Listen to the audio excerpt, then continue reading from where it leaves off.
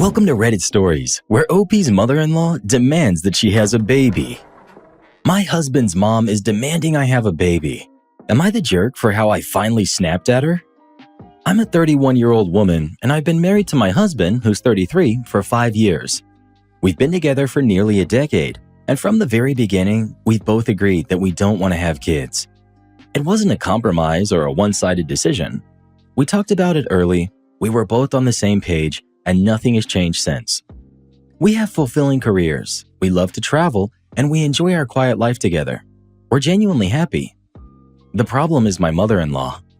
She's incredibly traditional and has made it clear that she expected grandkids the moment we got married. At first it was light teasing, stuff like, "When am I getting a grandbaby?" or "You'd make such cute kids." It was easy to brush off and laugh along with. But over time, it stopped being playful. The comments turned more pointed, and now every family gathering feels like some kind of passive-aggressive attack. A few weeks ago, we were at a family barbecue. Everything was fine until she pulled me aside and asked me to have a private talk. I figured maybe she wanted to apologize for pushing so much, but no. She started by saying I was being selfish. She said I was running out of time and that it was my duty as a wife to give my husband a child. I was stunned. I told her very calmly that my husband and I made this decision together, and he doesn't want kids either. She looked me dead in the eye and said, "That's not a real marriage. You're denying him what he really wants." I told my husband everything she said, and he was furious. He called her that same night and told her she was way out of line and needed to stop. She denied everything and claimed that I twisted her words. Then she started crying and said I was trying to drive a wedge between her and her son. He stood by me completely and told her that we're done having this conversation. He even said that if she brings it up again, we'll be limiting contact. That should have been the end of it, but it wasn't.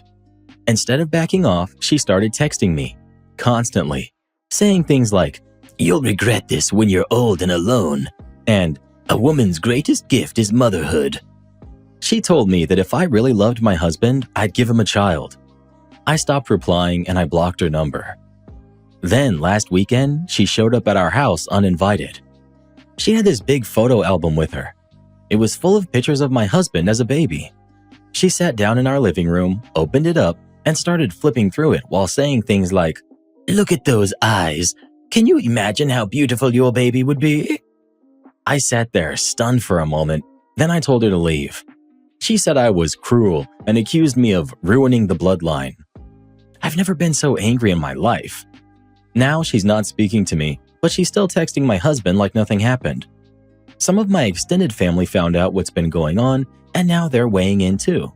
Some are supportive, but others have said things like, "Just give her one grandchild to keep the peace," as if I'm supposed to treat a child like a favor or a bargaining chip.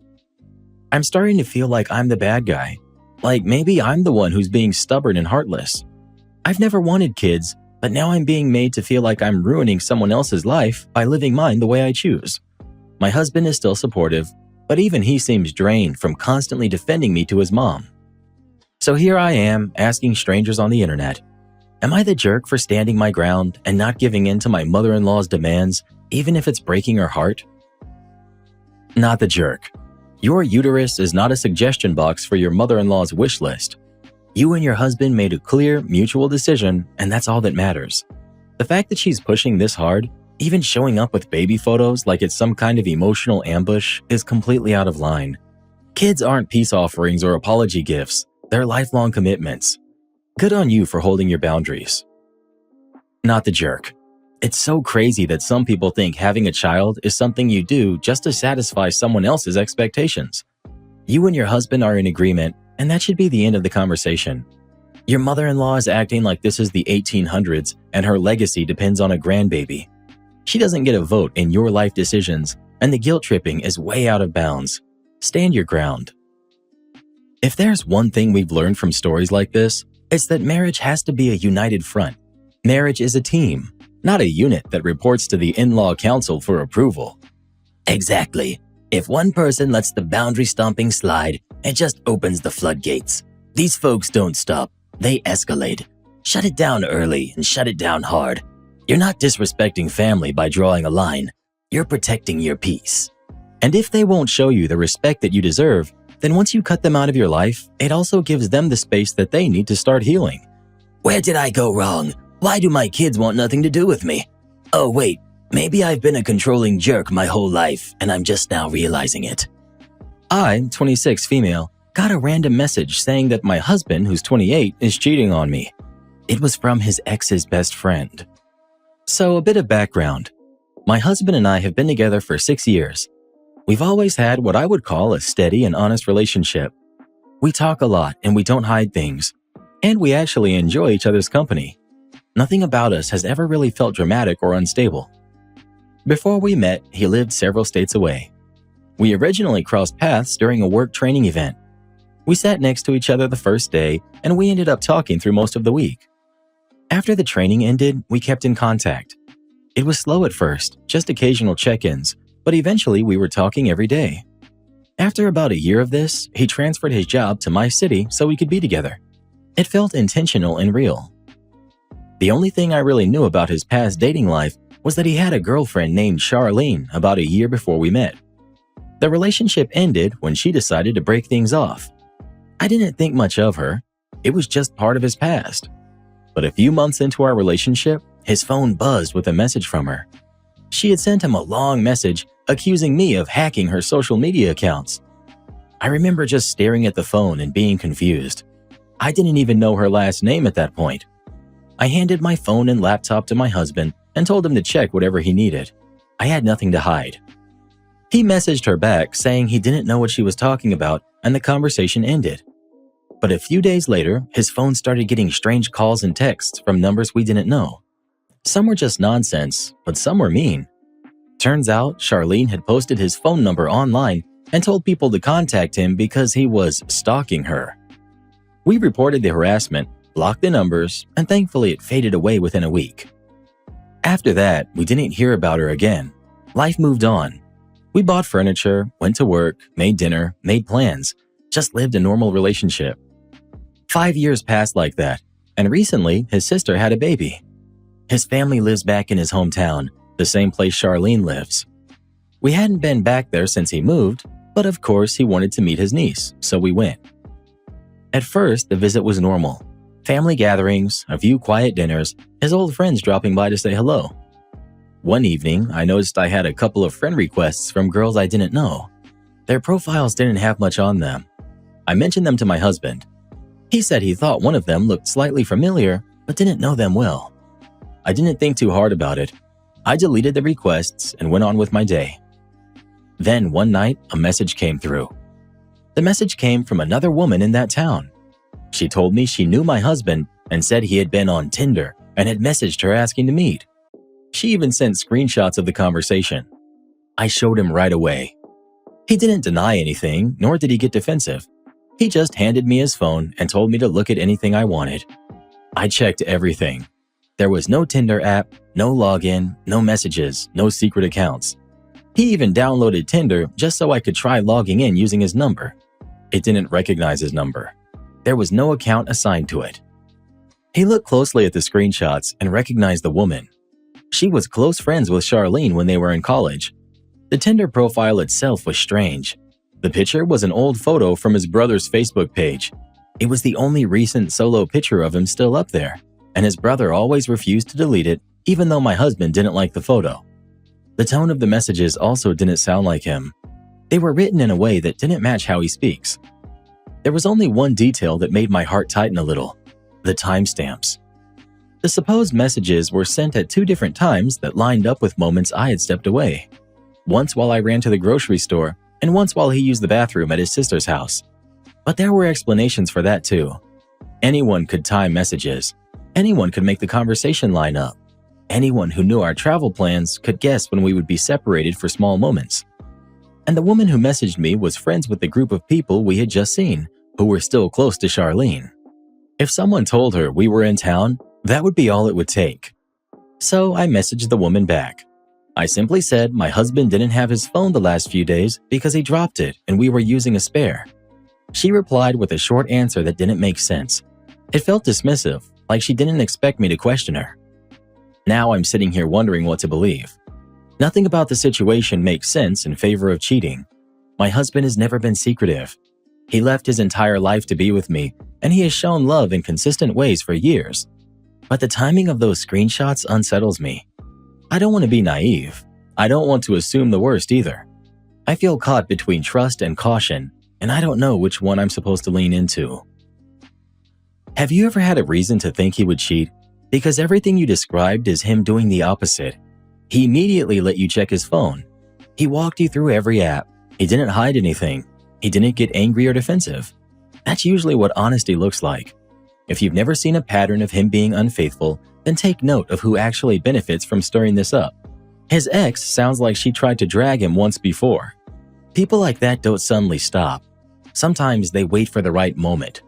Stay aware. This sounds like someone trying to cause trouble, not someone exposing the truth. This has Charlene written all over it. The Tinder verification is easy to get, and then you can change photos afterward. If she had access to his brother's profile picture, that explains the image. The timing of the messages could be coincidence, or it could have been someone trying to make it look convincing. There are people who can't stand seeing an ex move on peacefully. They'll invent drama just to feel involved again. Watch carefully, but nothing here actually points to your husband cheating. Update. A few days passed and I hadn't brought it up again. I was still thinking about the screenshots, but I tried to go about my day. Then we were sitting with my sister-in-law having dinner, and I told her about the message I received. I handed her my phone to show her the conversation. She looked at the Facebook profile and paused. She clicked around a bit, then she pointed something out. The account had no friends, no birthday, no photos, no comments, nothing. And it said the account was created the same day she messaged me. We checked to see if Charlene was friends with this account. She wasn't. In fact, nothing on the account linked to a real person. So we pulled up Charlene's Facebook. We looked through her old posts and college photos. And in one picture from years ago, we saw the woman who messaged me. That was the girl who had supposedly contacted me as a friend to warn me. It wasn't her. The Facebook account was new. The name was generic, and the timing lined up with those fake follow requests from earlier this week. It became clear that this was deliberate. Someone made a fake dating profile. Then someone made a fake Facebook profile. Someone reached out to me the first time my husband had been in town in 6 years, and that someone wanted it to look like he had been unfaithful. Once I saw the evidence, the worry I'd been carrying finally loosened. The doubt didn't feel heavy anymore. My husband wasn't defensive when I apologized for being unsure. He just told me that he understood why I questioned it. That trust isn't about never being afraid. It's about staying honest even when you are. I didn't think this situation would bring us closer, but it did. And as strange as it sounds, I'm relieved. Because the truth wasn't messy. The lies were. This is exactly what I suspected. Some people can't stand seeing an ex move forward with stability. They'll burn time, energy, and dignity to try to recreate chaos that no longer exists. The important thing is that you communicated, investigated together, and came out stronger. That says everything about your relationship. I'm glad you trusted your instincts enough to investigate instead of react. The real issue was never your husband. It was someone still clinging to a version of the past that no longer involved her. Let this be the chapter that closes the door for good. So you're telling me she faked a whole Tinder account just to cause drama? Some folks do arts and crafts. She does emotional origami. At least she's committed. I can barely commit to finishing a TV show. Right? Meanwhile, she's out here directing a soap opera that no one asked for. Boyfriend is mad at me because he opened our relationship and got no dates. Am I the jerk for how I responded? I, 37 female, have been with my boyfriend, who's also 37, for just over 3 years. Before, him and I had been single for a long time, and I was very used to living my own life. Our relationship has been steady. We both work, have our own places, see each other often, and I've always felt we had good balance. He's thoughtful, we laugh a lot, and I didn't really have any major concerns. 6 months ago, he brought up the idea of having an open relationship. He said he wanted the freedom to see other women, go on dates, get to know people, and explore. He emphasized that I would have the same freedom too. I had never been in a situation like that, so I needed time to think. He told me that if it ever made me uncomfortable, we could stop. The agreement included that we would not discuss who we were seeing out of respect and to avoid jealousy. After thinking it through and doing some reading on how people manage open relationships, I agreed. I didn't expect to like it, but I figured we were secure enough to handle it. I made a dating profile. Very quickly, people began reaching out. I wasn't expecting that kind of attention, and I honestly felt overwhelmed at first, but I went slowly. I met people for coffee. I had conversations with people who were also in open relationships. I liked the low-pressure nature of it. I started going on 1 or 2 dates a month. I enjoyed having my independence still respected. I didn't tell my boyfriend anything because that was the rule. He didn't seem to be seeing anyone, but since we weren't supposed to talk about it, I assumed he was doing his own thing privately too. A few days ago, I was at his place, and my phone was charging on the kitchen counter. He saw notifications appear and went through my phone. He opened the dating app and read through conversations. He got angry, very angry. Not quiet upset, but pacing, raised voice, accusing tone. I was startled because I thought we were still within the rules we agreed on. That's when he told me the real reason he wanted to open the relationship. He had wanted to pursue a younger coworker and see where things went. He wanted to test the waters, and if it worked, he planned to end things with me to be with her. But the coworker wasn't interested. She thought their time together was just work lunches. She didn't see him romantically, and no one else seemed interested either. He tried dating apps but didn't have any luck. He admitted all of that out loud. So for 6 months, he was hoping someone else would want him enough that leaving me would be easy. But when that didn't happen, suddenly the open relationship was a mistake. He demanded that we close the relationship immediately. I told him that instead of closing it, maybe we needed to take a break or even end things, because I didn't want to be someone's second choice or backup plan. He called me names. He said I was overreacting and heartless. But I reminded him that this was what he wanted, and this was how he chose to handle it. I left his place and walked home thinking about everything. Now he's been messaging nonstop, and I haven't replied yet. I don't know if there's anything left to save here. You should join the rest of the population in not dating him as well. He opened the relationship specifically because he wanted to line up someone else before leaving you. He only cares now because it didn't work out. There's nothing to fix here. Move on and don't look back. OP, this is a tale as old as time. One partner wants to open the relationship for 2 reasons. They're already emotionally invested in someone else. They want permission to chase someone without being seen as the bad guy. He admitted he planned to leave you if that coworker agreed. End it fully and don't second guess yourself. Update. It's been about 5 weeks since everything happened, and I wanted to share how things unfolded. Mostly because reading updates from others helped me a lot while I was sorting my head out. When I left that night, I went home and didn't respond to any of his calls or messages for a while. I needed space to think without being pressured into reacting. After a couple days, I sent him a long message saying I wasn't willing to close the relationship just because his situation didn't go how he imagined, and that the trust between us felt different now. I suggested we take a break so we could both think clearly. He didn't respond well to that. He said I was choosing strangers over our history and acted like I had betrayed him. The tone of everything shifted. It wasn't the open conversation we used to have. I realized I didn't feel like a partner anymore. I felt like something he didn't want to lose until he had something else lined up. A week later, through someone we both know, I heard that the coworker did find out about the open relationship situation. Apparently, word got around in his workplace that he opened the relationship specifically to try to pursue her, and she was very uncomfortable about it. After that, she stopped being friendly with him altogether. I didn't talk to her directly, but I do believe this part because I heard it from 2 different people separately. He tried contacting me again after that, but the tone had changed. Not angry, just deflated. Like he realized what he gambled and lost. I didn't say anything hurtful. I just told him truthfully that the relationship didn't feel safe for me anymore, and that I didn't want to be in a situation where I was only valued when someone else didn't want him. I ended it.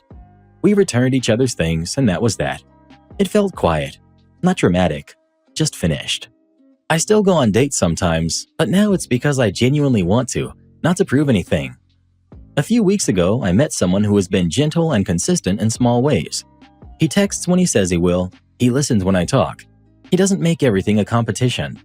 I don't know what it'll turn into, and I'm not rushing it, but being around someone who doesn't treat affection like a bargaining chip has reminded me of what steady feels like.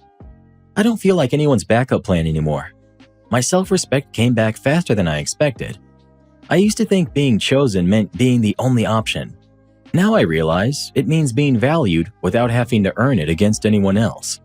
And that feels a lot better. You didn't do anything wrong here. He didn't open the relationship to grow with you. He opened it to replace you while keeping you close enough to not feel alone. That's not love. That's holding someone by the wrist while reaching for someone else. The fact that you actually got attention and connection just exposed what was really going on. Your value was never based on whether he chose you. Your value is in the fact that you showed up, you loved honestly, and you respected the agreement. He didn't. So now you get to choose yourself. And that choice is already worth more than anything he ever offered. So he opened the relationship thinking the world was just waiting for him? And then the world said, "No thank you, we're full." Meanwhile, she's out here getting invited to dinner like it's a raffle she didn't even enter. Turns out the open relationship was only open on her side. Life's funny that way. Am I the jerk for interrupting my husband's work call to watch his daughter who threw up in my car so I could make my doctor's appointment? My husband is a workaholic. He works from 8 to 6 every day with no lunch and travels 50 to 75% of the time. I'm a stay-at-home mom with 3 kiddos. They're 8, 4, and 18 months. I do all the chores at home and also partially homeschool the 8-year-old. My husband never takes off work to help with the kids, as I am a stay-at-home mom. Well, I tweaked my shoulder and it's been hurting for 4 months. I recently got an MRI and had my follow-up appointment scheduled. I didn't even bother asking him to take off to watch the kids because he never will, because he always has something going on at work. But I did book the appointment on the family schedule and I told him about it in case a kid was sick. So I left the 2 older ones home with him as he was working from home. Well, my youngest threw up in the car after I had been driving about 10 minutes. I texted him asking if he would take off work so I could still make my appointment, but he wouldn't respond. I was able to have my mom come over and she was willing to watch the sick kiddo so I could make the appointment, but we couldn't figure out how to remove the car seat so we could wash it off. It was a new car seat and I didn't have the time to YouTube how to get it out and still make my appointment because at this time I would have been over 20 minutes late. Well, at this point I went into his office at home and I asked him to get off his call and he completely blew up at me. At this point, I had already tried calling and texting him. I get that I shouldn't interrupt his work call, but parenting is an equal responsibility, and had she been in daycare, one of us would have had to pick her up. Plus, he's on call 75% of the day. Am I the jerk for making him get off his work call to help with his daughter? Edit. I did ask my husband before I booked the appointment to watch the kids. He said he could, then last minute said he could only watch the 2 older ones. I assumed if he couldn't have interruptions, then he wouldn't have agreed to watch an 8 and a 4-year-old. My mom normally refuses to watch the babies. She will watch the kids when they are older, but not babies. I used to work as a lead accountant, but when we had kids with my husband's travel, I quit work because I didn't want my kids to spend all day in daycare since I am essentially a single mom when he travels now with 3. I would use up all of my sick days in a heartbeat because he would never agree to take off since he's the one earning more. We're on a budget, so paying for a babysitter is not an option. As to him being a workaholic, he works well over 10 hours a day on the days he's traveling and will not even call the kids every day as he's too busy at work or at clients' dinners. Also, even if he were in an office, if a kid was sick and I worked, one of us would have to pick up the kid from school or daycare. Emergencies happen. And yes, my mom in the end did agree to take care of the baby. I took her car, got to the appointment about 15 minutes late, but it was 90 in Texas, and the $500 car seat would be trash sitting in the sun, so he did end up taking it out. I don't get it. Your mom came over, so the sick kid is being taken care of. Why did you need to get him off his work call? Edit. I'll go with you're the jerk. I think this was poor planning.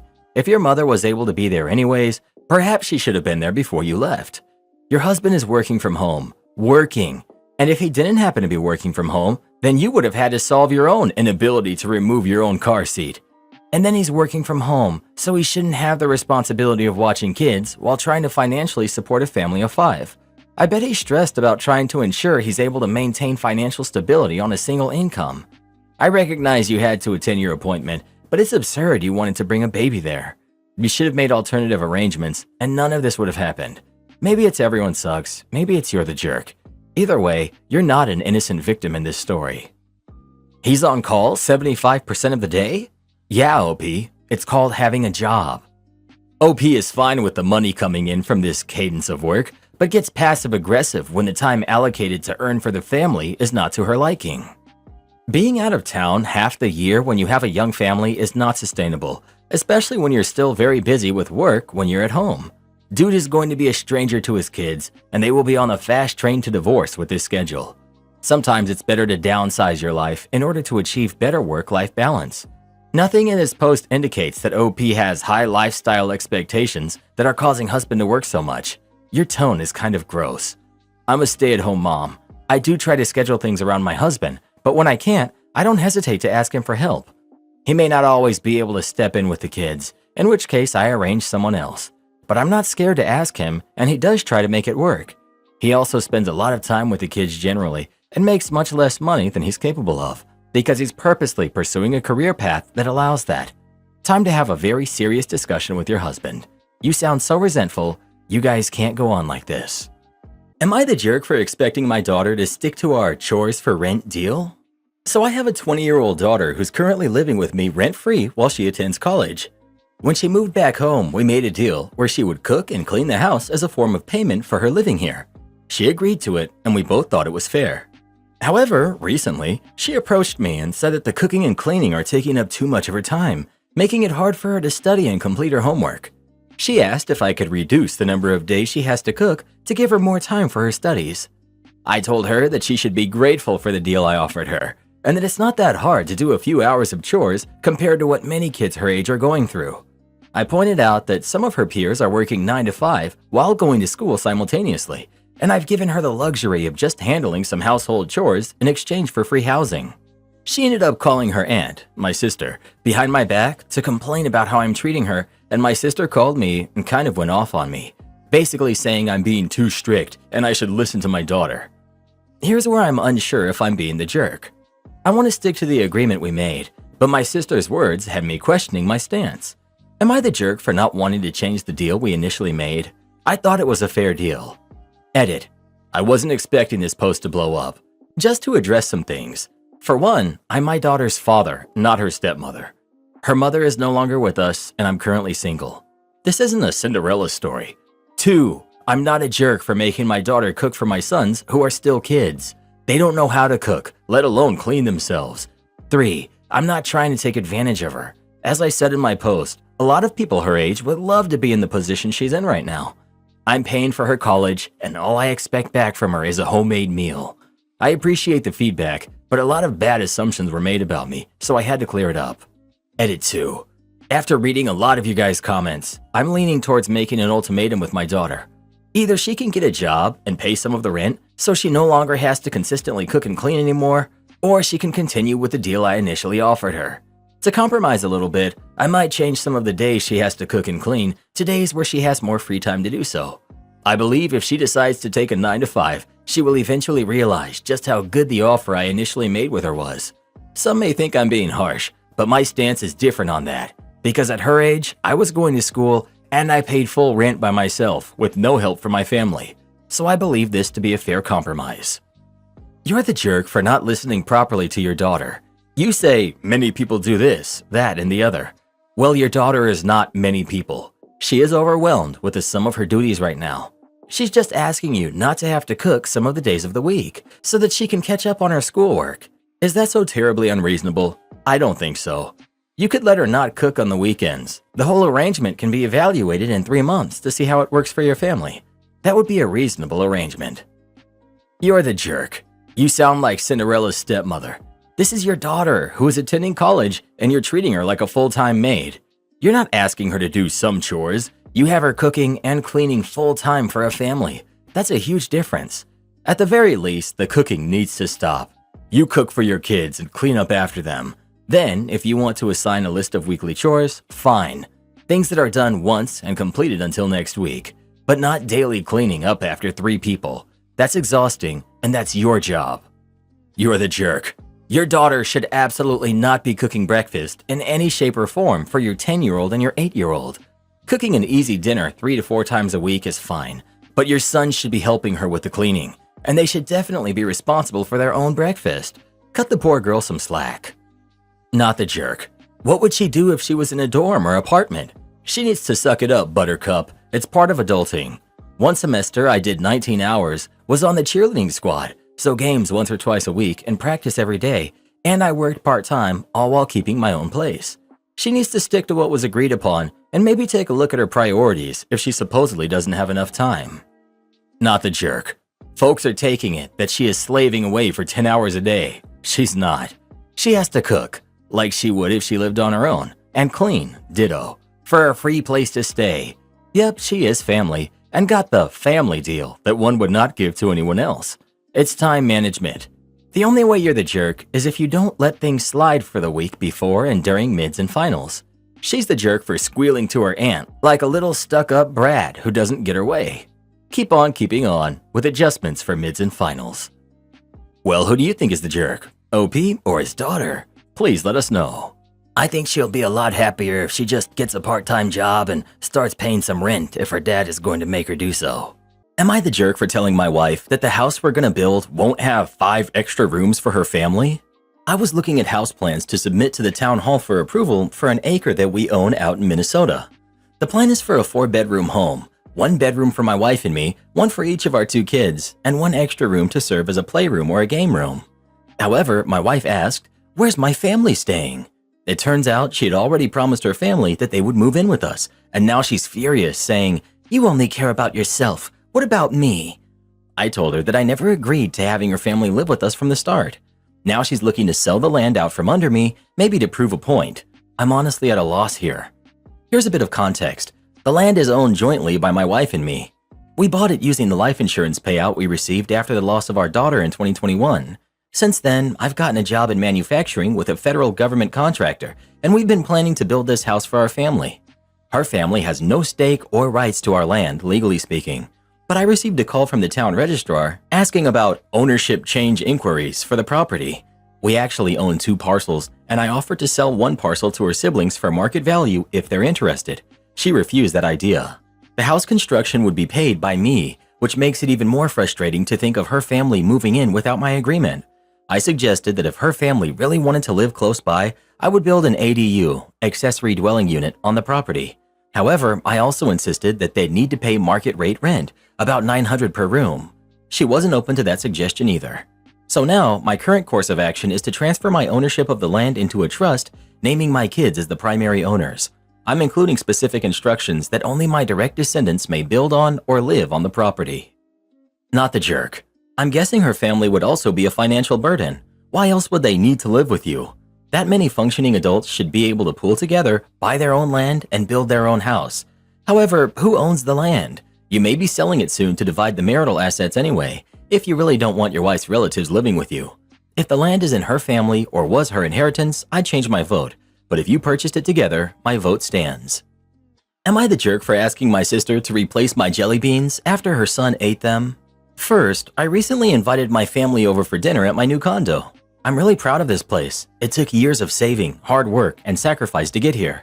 It's small, but it's mine, and I wanted to celebrate with a nice family dinner. I decided to make homemade spaghetti. I spent hours on it, crisp pancetta, freshly grated Parmesan, and the perfect sauce. Carbonara is all about timing and texture, so I stayed in the kitchen paying close attention to every step. I even added garlic bread, salad, and made a cheesecake for dessert. It was a big effort, and I wanted the evening to feel special. Now, I keep a big jar of jelly beans on my coffee table as a treat. I love picking out a few here and there, and I always save the cream soda ones for last. They're my favorite. The jar has lasted a long time, and it's something I enjoy after a long day. My sister, Laura, who's 35, brought her 7-year-old son, who's honestly a bit of a handful. He's not used to hearing no and tends to think every space is his to do whatever he wants. My sister has never set limits with him, and growing up, our parents spoiled her too. While I was in the kitchen, my nephew found the jelly bean jar. I didn't notice at first because I was focused on getting the spaghetti just right. After dinner, I went to grab a handful of jelly beans and realized that almost all of the cream soda ones were gone. My nephew had picked them out, leaving a mess of crumbs and broken bits. I pulled Laura aside and mentioned it, asking if she had noticed. She just shrugged and said, "Oh, he only likes the cream soda ones, so he picked those out. No big deal. I tried to be polite, but I told her that those were my favorites and asked her if she could replace them or at least get me some more of the cream soda flavor. She got annoyed and snapped, "He's just a kid. You're seriously this worked up over jelly beans?" I explained that it wasn't about the jelly beans. It would have been nice if she had kept an eye on him or taught him to ask first. Laura rolled her eyes and said, "Then don't leave temptations out if you don't want kids getting them." I asked her one more time to either replace the jar or just the cream soda ones, but she refused, calling me petty and saying I was blowing things out of proportion. My parents jumped in to back her up, telling me to drop it and that I should know better than to have temptations out around him. To me, it's not about the money, it's about respect and boundaries. I put a lot into that dinner, and her response was to let her son treat my place like his personal candy store. Now my family thinks I'm overreacting, but I feel that this is about respecting boundaries. Am I the jerk for asking my sister to replace the cream soda jelly beans her son ate? Edit. I'll accept my verdict, since apparently it's normal these days to allow a kid to root through a jar of jelly beans like a hog hunting for truffles. What I won't accept and what I won't tolerate are the insults about my competency as a home chef. Let me walk you through the process so you understand why real carbonara takes time and why cutting corners would be a disgrace. First, I went to this authentic Italian market, and I spent a lot of time on this meal, and they should have appreciated it. So yes, it took hours, and I'm not ashamed to say that. Given the limits of this subreddit, you're the jerk. But really, you're just being petty. They're jelly beans. They aren't expensive, and they make more every day. Buy some cream soda jelly beans and hide the jar whenever nephew comes over, which probably won't be often considering you're making a big deal about jelly beans. Congratulations on the condo though. Agreed. If you choose to be child-free or don't really know how to interact with or be around kids, that's your own choice. But if you're going to invite them over to your house, you can't expect them to not act like kids. And this is coming from someone who is child-free by choice. You're hosting. You have candy set out in a common area. You should assume it will be eaten. You chose to make a complex meal that takes specific timing. I'm assuming they didn't specifically request it, and you did so knowing that there was a kid present who, let's be honest, is probably not going to understand or care about how much time went into it. There's a reason kids' menus have basic things like cheese noodles and burgers and chicken fingers. And don't even get me started on the cream soda ones are my favorite. Well, they're his too. How is he supposed to know that they're your favorites? If you don't want them eaten, put them away. And for goodness sake, you're making carbonara. You're fancy. You can get another bag of jelly beans. Amazon exists. Buy yourself an entire bag of just the cream soda ones. Frankly, you sound very immature. You talk about him being spoiled and not raised right, but you sound to me as if you haven't been socialized to the extent that I would expect a grown adult with siblings and a nephew to be. Well, who do you think is the jerk? OP or her sister? Please let us know. I know I never would have done that when I was little. I would have asked my mom if I could have some, but I wouldn't have just rummaged through it. That's really rude. That was a long time ago, Karen. Kids are raised different these days. Heck, my ears are still ringing from the dentist waiting room yesterday. That's another thing. I don't get why the kids scream so much and their parents don't tell them to be quiet. When I was little and my parents took me to the dentist, I was quiet and well behaved. I wasn't running around grabbing stuff and screaming. Would I be the jerk if I told my wife she can't take our 3-month-old daughter to Australia on holiday without me? So my wife and I just welcomed our firstborn into the world. The last 6 months with her have been absolutely incredible. We both love her to bits. It's been an intense learning curve, but every day there's something new to marvel at with her. There's something hanging over both of us right now though.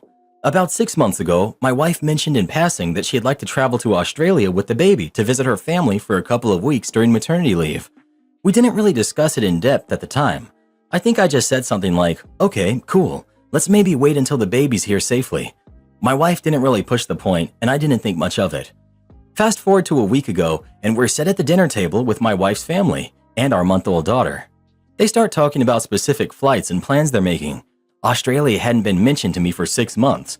I had no idea it was going ahead, and it turns out the trip is only a matter of weeks away, 9 to be exact. All I could feel was sheer panic, and I realized I really don't want to spend that long not seeing my amazing new baby, and my wife too.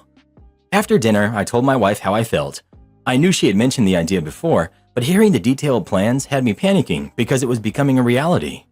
I really don't want her to go to the other side of the world, we live in London, with our newborn without me. I don't think she's fully considered how difficult and stressful it would be to fly solo long haul with a baby and 3 weeks worth of luggage. But from my perspective, I don't want my daughter to be that far away from me for that long at such an early age. I'm just used to being a dad, and all I want to do with every moment of my spare time right now is spend it with my new family. During those 3 weeks, I could miss some amazing first moments, and should anything happen, I'd be absolutely helpless 10,000 miles away. Me traveling for 3 weeks on such a short notice is out of the question. I can't get that time off work. Does it make me a jerk for not wanting them to go? We still haven't had a proper conversation about it yet, and she wants to fly out during the first week in January.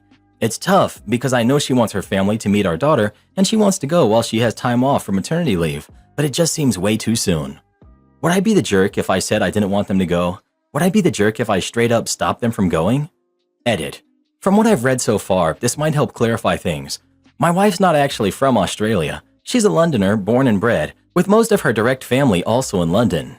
The Australia trip, which hasn't been booked yet, is to see some stepsisters and their kids.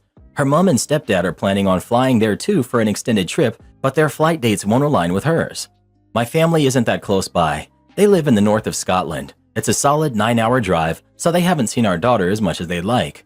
I totally agree that I didn't push for more details when it was first brought up, and that's on me. No dates were floated, it was just an idea. I probably thought it was so far in the future that we could talk it through once the baby was here. Me going for a week isn't really an option. Flights are incredibly expensive, around 24 hours of travel time, and then there's adjusting to a completely different time zone, plus 12 hours. Lastly, a couple of reflections I've had this morning, after reading lots of You're the Jerks. Yep, I'm probably blowing this out of proportion in my head. I've read a lot of other people's personal stories, which has put this in perspective. I'll probably feel differently come 2 months from now. My wife is more than capable of flying there solo. She was an absolute superhero giving birth. That said, I still think a good chunk of my anxiety about this is valid, and it's a bit of a difficult situation for me to face right now. Lastly, being a dad is truly awesome. I just have to keep that in mind. No jerks here, but I wonder if your wife has been more clear about her plans and maybe you weren't paying attention. Of course you want to spend all your time with your baby, but your wife has been clear this is important to her, and it is. I've traveled with babies, and it's a hassle, but doable. I went from the US to South Africa when my oldest was 9 months old. It's fine. Your wife is going to see her family. She's not going to a war zone. I think if you deny this trip, the resentment from her and her family will be long-lived and very difficult to get over. Husband upset I didn't invite his family to my birthday celebration. My husband and I just got married last year, and about a month after our wedding, it was my birthday.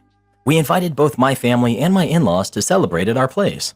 This year, for my birthday, my parents suggested a small, intimate celebration with just my immediate family, parents, siblings, brother-in-law, and husband. I didn't argue because I was okay with it. I was honestly torn between wanting everyone there, including extended family and in-laws, or just us. We haven't done a just us birthday in years. A couple of days before my birthday, I told my husband it would just be my immediate family and he was fine with it. When the day came, my mom made a meal of my choice and we had a small cake. It was a quiet, cozy celebration. Now, today is my sister's birthday. My husband asked if he should invite my in-laws, but I said no since it was last minute and we were planning something very simple, a homemade cake for my brother-in-law and me. Plus, it's my sister's birthday, so I didn't think she'd want my in-laws there, especially since she isn't even inviting her own in-laws. This made my husband upset. He told me I never want to invite his family to anything and pointed out that I hadn't invited them to my birthday last month either. He said, "They're your family too. You never invite them for anything." I reminded him that we did invite his family last year for my birthday and that I'd also suggested inviting them over on weekends, but he clarified that he meant birthdays or other special events. I then brought up how he had never invited my family to his birthdays or celebrations while we were dating, but he argued that it was different because we weren't married then. He felt like I was only mentioning it to get back at him, which wasn't my intention. Do you usually invite your in-laws to every event, celebration, or birthday? Am I wrong for not inviting my in-laws to my small birthday celebration?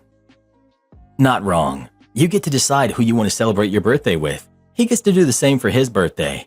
Once you have kids, for their birthdays, if you're inviting one set of grandparents, you invite both. For your sister, she is in no way related to your in-laws. They had no place at her birthday. Tell your husband that he can invite his family to his events that he plans. You two got married and are your own family unit. You're adults. You do not have to include either sets of parents or siblings in anything. I always included my in-laws. They lived close to us and I truly loved them. My own family lived across the country and were rarely included. Graduations and weddings, they were invited. Just do what's best for you. The parking feud that finally got a solid solution. I work at a niche retail store located in the heart of town. Our customers are dedicated and often travel from afar just to visit us, so having a clear and accessible parking lot is crucial for our business. Unfortunately, our next-door neighbors, a family-run landscaping and garden supply store, have been a thorn in our side for years when it comes to parking. The tension between my boss and the landscaping store owners goes back over a decade, long before I joined, all over something trivial. I heard that the landscaper once complained about a tree on our side of the lot, which he thought was unsightly for his customers. It was the pettiest neighbor drama you could imagine, but it festered for years. The final straw came after lockdown, when in-person business started picking up again, and our parking lot became overflowing with cars, many belonging to the landscaping store's customers. Our two parking lots are connected, with ours being about twice the size of theirs. However, the landscaper had decided to reserve almost all of his spaces for his landscaping vans, which ironically were rarely there during business hours. As a result, his customers parked in our lot, leaving us with few spaces for our own customers. Trying to be reasonable, my boss approached the landscaper with a suggestion. He proposed that they adjust their parking setup to free up a few more spaces for customers, and even offered that their vans could park in our lot if theirs were ever full. But the landscaper shot down the idea immediately, insisting it was absolutely crucial to reserve all those spaces for his vans, even though they were hardly ever there during the day. The conversation turned heated, ending with my boss threatening to put up a fence to separate the lots.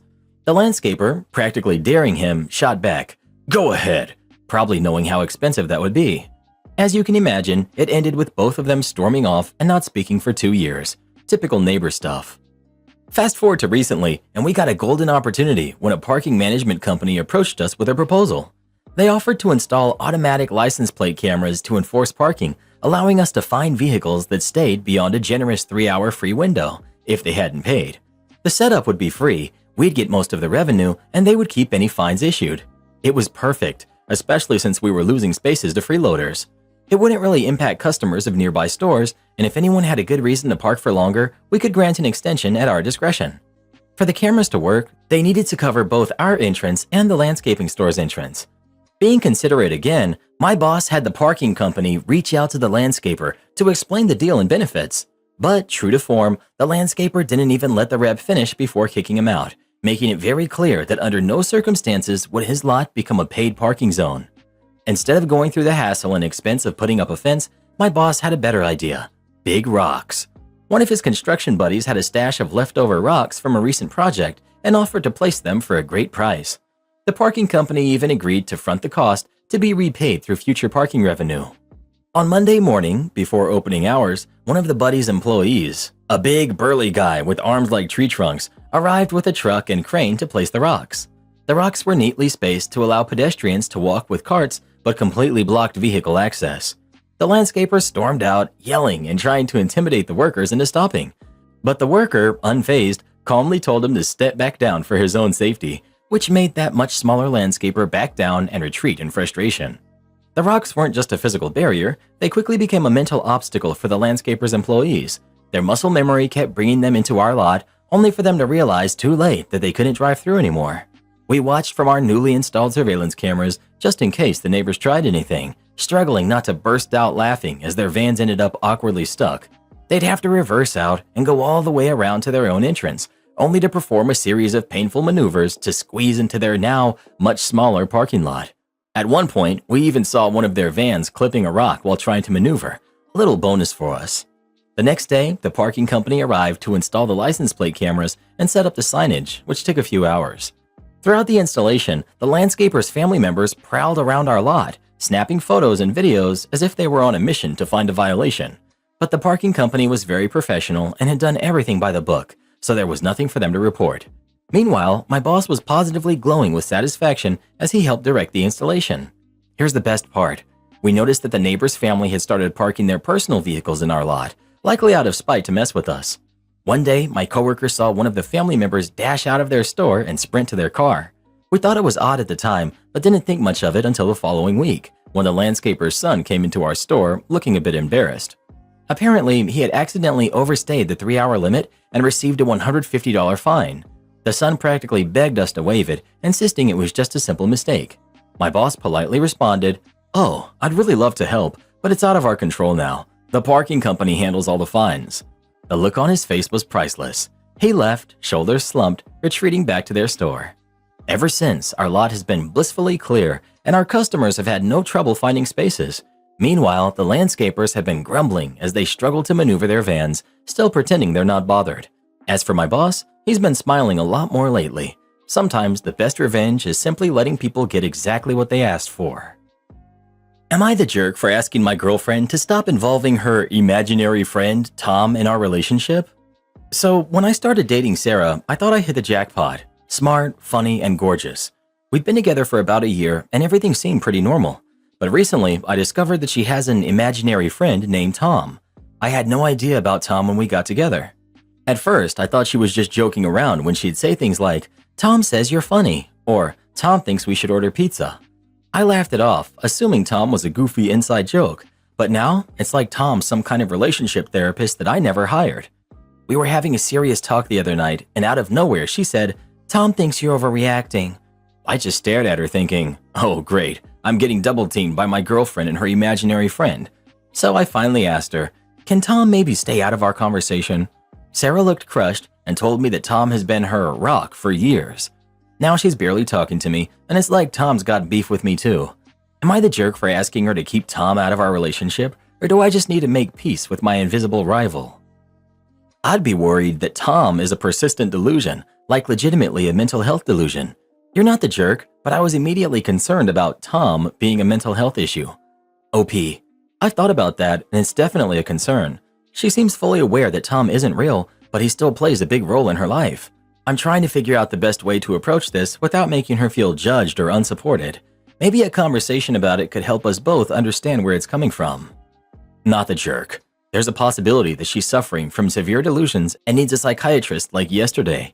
It's not necessarily dangerous, but it's certainly unpredictable. The more likely case is that she's always used him as a manipulation tactic. Any disagreement in your relationship will end up with you being ganged up on. Tom will always cast the tie-breaking vote. Spoiler, he'll always side with her. OP. Yeah, Tom's definitely the ultimate yes man. I swear, he never disagrees with her. It's like I'm in a relationship with a built-in tiebreaker that I can never win. Maybe I should get my own imaginary friend for backup. Wonder if she had let Jerry cast a vote. Update. Tom's origin story, and it's weirder than I expected. Alright, buckle up, because things just got even stranger.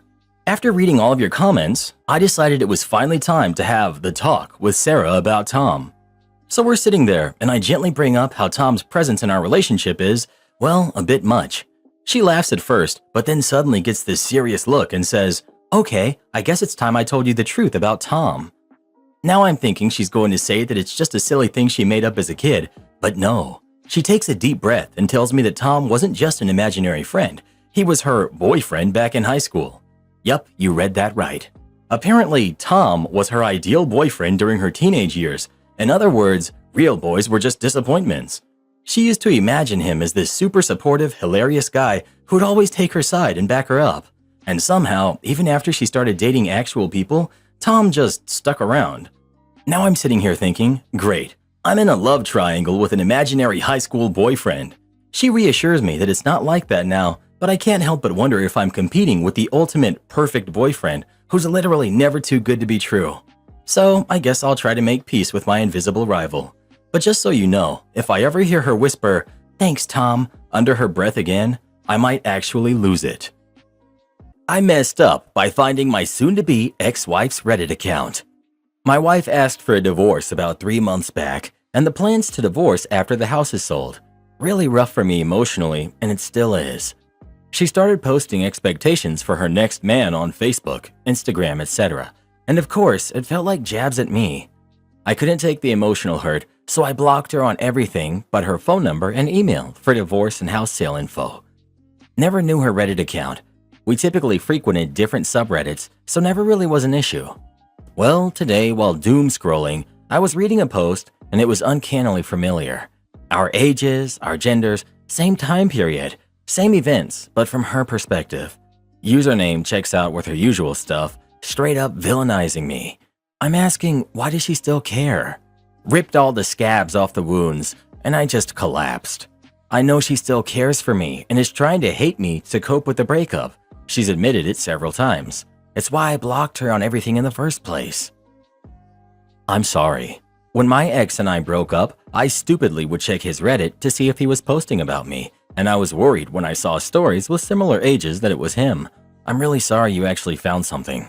If you're divorcing and she asked for it, it's possible that she may not see you particularly positive, and that is her perception. It doesn't mean that has to be your reality or how you feel about yourself. OP. I did that in the beginning for Facebook. I kept checking and seeing, get a man who this, next man will that, etc. It's not healthy and it doesn't help moving on.